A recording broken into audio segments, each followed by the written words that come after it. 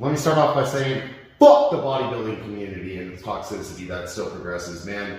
This is a disease of a sport. And let me tell you why. Because any sport that demands you have to stick yourself in the ass to try to kill yourself is a stupid sport. But oh my God, is it beautiful and do I love it. Look around you. This is a $19,000 gym that I built because I love bodybuilding and it's my savior.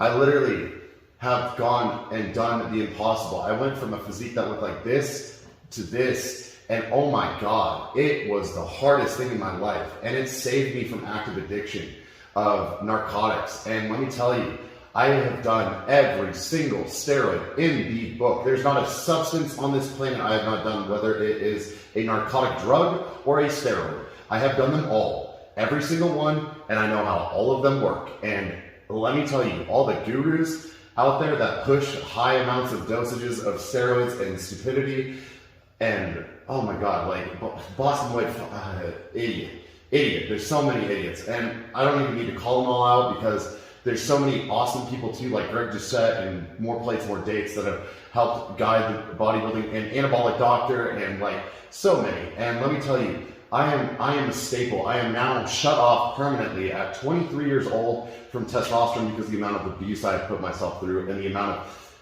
wackadoo, crazy experiments I've done just to push the barriers of what I thought was possible because of listening to like stupid people. Because smart people think of dumber things to do. Let me tell you, and I have gone through so many gurus and talked to them and had high-level coaches pushing me through bodybuilding because I could afford it.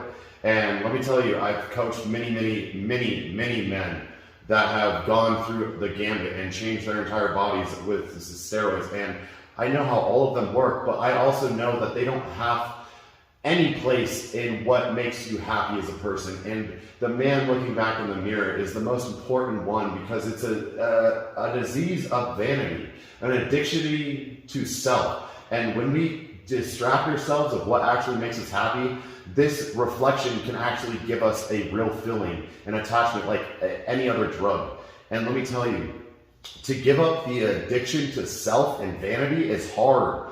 I just got word today, like I'm gonna have to be on TRT for the rest of my life because I tried recuperating, but during my drug use of anabolics, I just blasted and cruised. I didn't care. I wanted to get a pro card as fast as I could, and I thought I was gonna be the man to do it because I had good genetics and everything else going for me. And let me tell you, like, it doesn't matter how good your genetics are. You have to really ask yourself, is this plastic trophy worth me dying, subtracting time from those I love and care about? Are they gonna really love the person and think that I'm healthy when I can't even mentally compensate, knowing that this drug is killing me? It might not kill me today, it might not kill me tomorrow, but it's like playing Russian roulette. You don't know when you're gonna get a heart attack. Look at Dallas McCarver. He literally died at like 29. Look at Rich Piana, look at The Mountain, he just died. Like, so many people, I had to wake up and realize, like, I'm 23 and I'm already abusing my body this bad, and I was smart about it. I was scientific about it. I went and got bloods ran and let me tell you, there's no difference between somebody that is 400 pounds abusing cheeseburgers and hamburgers versus the bodybuilder that's on stage doing Tren below. There's not. Go run their bloods. There's no difference. They're both unhealthy. And I learned through a gambit of everything that all that I wanted was to love myself and learn to love others. And I just wanted to be a good coach to other people, and I thought a pro card would be the thing that could do it. And I'm no longer pursuing a pro card. I'm just trying to be the best personal training and bodybuilding coach I can, because I realized that I can push people with those genetic levels to the next level. And it doesn't have to be my dream. If somebody wants to kill themselves, fine, dude, I don't have to do it. But I want to be the first person to tell you and warn you about it, because you might not want to make this decision for yourself when you're getting into bodybuilding.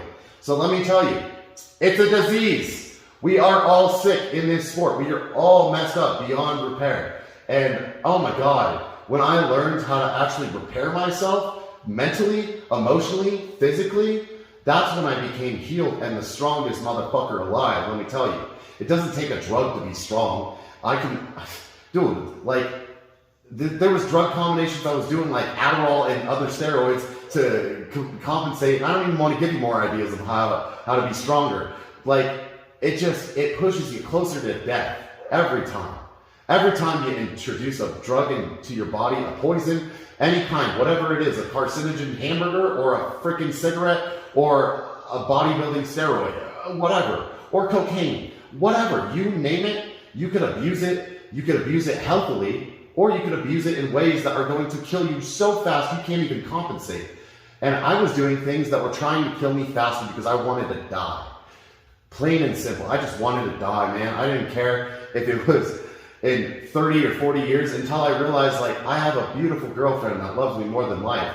And she woke me up from my own stupidity, and I had to take a mental awareness day and figure out how to manage bipolar 1, ADHD, generalized anxiety disorder, addiction, and OCD. Like, I couldn't, you know? So I did things that self-diagnosed, and I thought that bodybuilding was an answer. And unfortunately, you'll find in the bodybuilding community and the fitness industry that a lot of people are mentally ill. It is a mental illness to actually hurt yourself. It's called masochism.